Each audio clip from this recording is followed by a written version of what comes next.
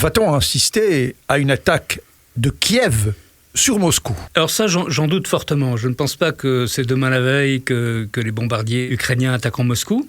Cela étant, dans les bombardements des dernières semaines, il y a eu des attaques sur des cibles qui étaient très proches de Moscou.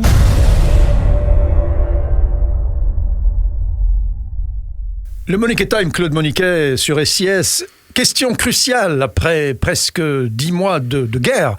Va-t-on assister à une attaque de Kiev sur Moscou? Alors ça, j'en doute fortement. Je ne pense pas que c'est demain la veille que les bombardiers ou les missiles ou les drones ukrainiens attaqueront Moscou.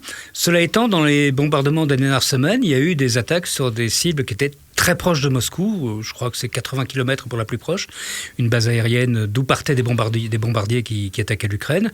C'est un signal assez clair, mais je doute que les Ukrainiens aillent plus loin. Quand je dis je doute, c'est un euphémisme. Ils n'iront pas plus loin. Ils connaissent les limites. Est-ce que l'armée ukrainienne, le pouvoir de Kiev, fait cela pour qu'on parle de la guerre en Russie d'une façon différente ? Est-ce que c'est purement de façon à faire monter la pression psychologique dans le peuple russe, justement? Non, je ne pense pas, parce qu'au contraire, ce sont des bombardements qui peuvent avoir une influence sur l'opinion russe et radicaliser. L'opinion russe est encore, semble-t-il, majoritairement favorable à l'opération spéciale, comme on dit à Moscou, donc à la guerre d'agression russe en Ukraine. On parle de guerre maintenant, aujourd'hui, malgré tout. Les Russes parlent toujours d'opération spéciale. Mais ils savent que c'est une guerre, maintenant. Tout le monde sait que c'est une guerre. Tout le monde sait que c'est une guerre, sauf M. Poutine, apparemment, et quelques personnes qui l'entourent. En tout cas, ils ne le disent pas. Mais attaquer le sol de la Russie, ça peut évidemment radicaliser le nationalisme russe et pousser les gens à soutenir cette intervention militaire. Donc je crois que c'est davantage une réponse au bombardement que la Russie mène depuis maintenant des semaines sur les infrastructures énergétiques ukrainiennes. Ils sont en train, dans un pays où il fait moins 20 à moins 30 en hiver, c'est autre chose que notre petit hiver à Bruxelles ou à Paris, les Russes sont en train de détruire systématiquement les centrales électriques, les lignes à haute tension, etc. Et ils prédisent aux Ukrainiens un hiver très froid. Or, beaucoup des engins qui sont utilisés dans ces attaques qui par ailleurs peuvent être qualifiés de crimes de guerre, puisque ce ne sont pas des objectifs militaires, partent de bases militaires, de bases logistiques ou d'aéroports en Russie. Donc c'est simplement une réponse militaire à une attaque réelle. Je crois que c'est plus ça, c'est de l'autodéfense. Ces bombardements ukrainiens, pour le moment, qui ne visent d'ailleurs pas les populations, mais uniquement des bases militaires, contrairement aux bombardements russes, c'est une opération de guerre légitime dans le cadre en réponse à une agression qui l'est beaucoup moins. Pensez-vous que les États-Unis soutiennent stratégiquement ces attaques sur le territoire russe? Les États-Unis ne diront jamais qu'ils le soutiennent et se sont empressés de dire, les Ukrainiens également d'ailleurs, que du matériel américain n'avait pas été utilisé dans ces frappes. Les États-Unis ne veulent pas apparaître comme soutenant des attaques contre la Russie. Et je pense effectivement que le matériel utilisé, en tout cas les preuves que nous avons, c'est plutôt du matériel ukrainien modernisé qui a été utilisé.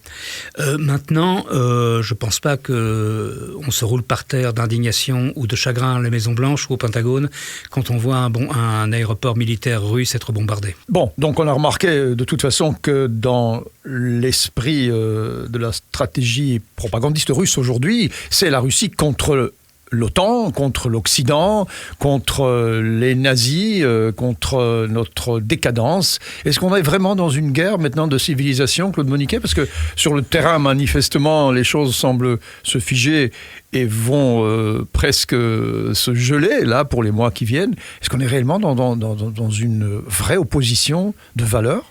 Alors d'abord, je ne suis pas tout à fait d'accord sur le fait que le terrain est figé. Il va l'être, très clairement. Mais ces dernières semaines, les Ukrainiens ont encore progressé. Mais on parle de mètres, de centaines de kilomètres. Oui, mais par exemple... Quand on regarde une carte géographique, on voit bien que c'est un film. Oui, mais par exemple, pour le moment, ils sont sur les deux rives du Dniepr, ce qui n'était pas le cas il y a quelques semaines. Donc il y a eu des progrès très significatifs. Maintenant, clairement, avec l'hiver, ça va probablement ralentir, voire, sans faire de mauvais jeu de mots, se geler. Est-ce qu'on est dans une guerre entre la Russie et l'Occident? En tout cas, c'est ce que Moscou dit depuis longtemps. Rappelez-vous le discours de Vladimir Poutine quand il a signé l'annexion de quatre territoires ukrainiens à la Russie.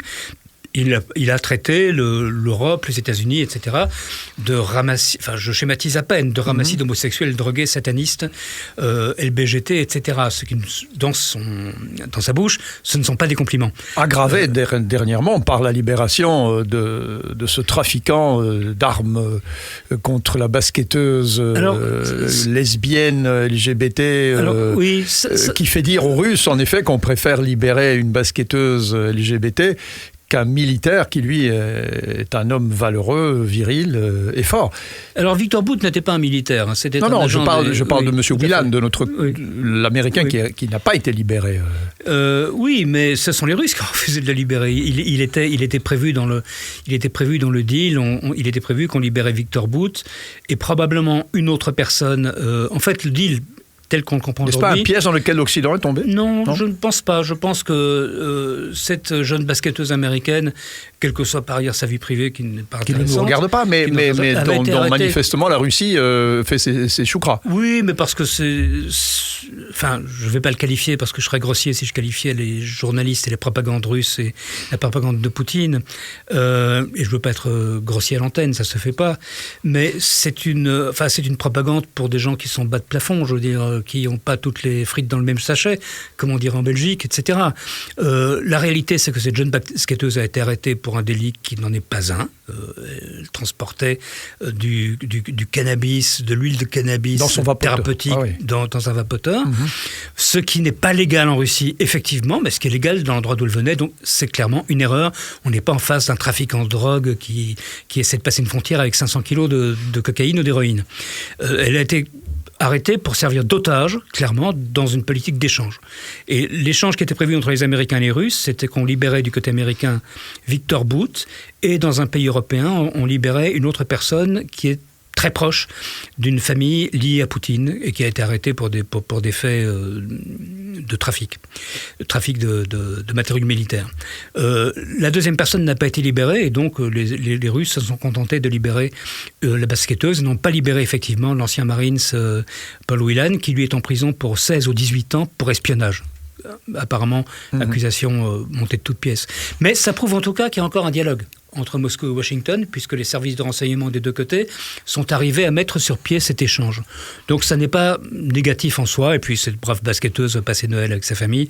Tout est pour le mieux dans le meilleur des mondes. Mais donc revenons en effet à cet antagonisme de valeurs entre la Russie, dont l'Occident a toujours admiré la culture, et l'Occident, qui manifestement serait décadent. Oui, mais alors la culture russe qu'on admire, il faut être conscient que c'est une toute petite, on peut dire ça d'autres pays sans doute, mais c'est une toute petite couche de vernis sur une population qui, au plus on s'éloigne des grands centres urbains que sont Saint-Pétersbourg ou Moscou, n'est pas tellement cultivé. Le paysan russe de base, je ne pense pas qu'il écoute Tchaïkovski en lisant Gogol tous les soirs auprès de son feu de bois. Non, mais enfin, on ne peut pas non plus dire qu'à l'époque de Voltaire, tous les paysans français lisaient Voltaire. Mais bon. Oui, à part qu'à l'époque de Voltaire, c'était il y a 3 siècles et qu'aujourd'hui, on est au XXIe siècle. Donc, on peut dire, sans les vexer trop, je pense, en étant juste qu'il y a un tout petit retard civilisationnel en Russie.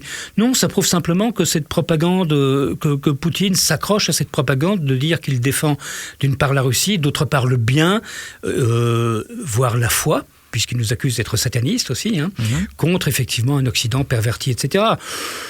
Écoutez, moi, je préfère vivre dans un Occident perverti où personne ne va venir me réveiller à 5h du matin parce que je lis un livre interdit, je collabore à un journal qui est taxé d'être un agent de l'étranger, où j'ai des mœurs sexuelles qui ne plaisent pas au gouvernement, plutôt que dans le grand bagne sur lequel règne M. Poutine. Oui, mais ce qui est gênant, et on terminera par cela, c'est qu'une grande partie de l'opinion publique européenne aujourd'hui commence à pencher vers non pas vers une pensée totalitaire à la russe, mais malgré tout vers des pensées où les vraies valeurs de l'Occident ont été oubliées, où on a peut-être été trop loin, où peut-être il y a des choses à écouter de ce que dit Poutine. Et je pense que c'est là-dessus que la propagande russe joue, c'est-à-dire cet électorat de droite, extrême droite, qui chez nous monte de plus en plus et qui se rapproche sur certaines thèses des propos de Poutine et de ses amis.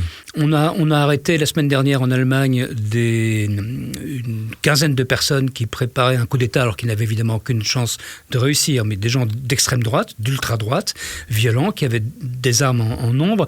Et la première chose qu'ils ont faite, avant d'être arrêtés bien sûr, c'est d'essayer d'obtenir le soutien de Moscou pour le coup d'État qu'ils voulaient faire. Il est très clair qu'on l'a vu dans le trucage des élections américaines, etc., dans les tentatives de nuire à M. Macron lors de sa première élection en 2017. Il y a eu une machine de propagande et de service de renseignement russe qui, depuis des années, s'est mise en marche pour saper les valeurs occidentales et pour faire monter l'ultra-droite de manière à faire imploser l'OTAN et l'Union européenne. Alors, effectivement, il y a des choses qui... Tout n'est pas rose chez nous. Il y a des choses qui ne vont pas. On peut parler de la politique d'immigration non contrôlée, de tas de choses. Mais il reste que nous sommes dans une démocratie dans laquelle je peux, à ce micro ou sur une chaîne un plateau de télévision, dire ce que je veux et rentrer chez moi sans être arrêté. C'est pas le cas en Russie. Donc je pense qu'au niveau des valeurs, clairement, le plateau penche de notre côté. D'accord, le Monique Time se termine. On se reverra bien sûr très rapidement, que ce soit pour parler de ce qui se passe sur le terrain ou alors autour du terrain, ce qui est évidemment plus complexe et parfois plus insidieux, mais qui manifestement influence énormément le terrain in fine. Absolument. Claude Moniquet, merci.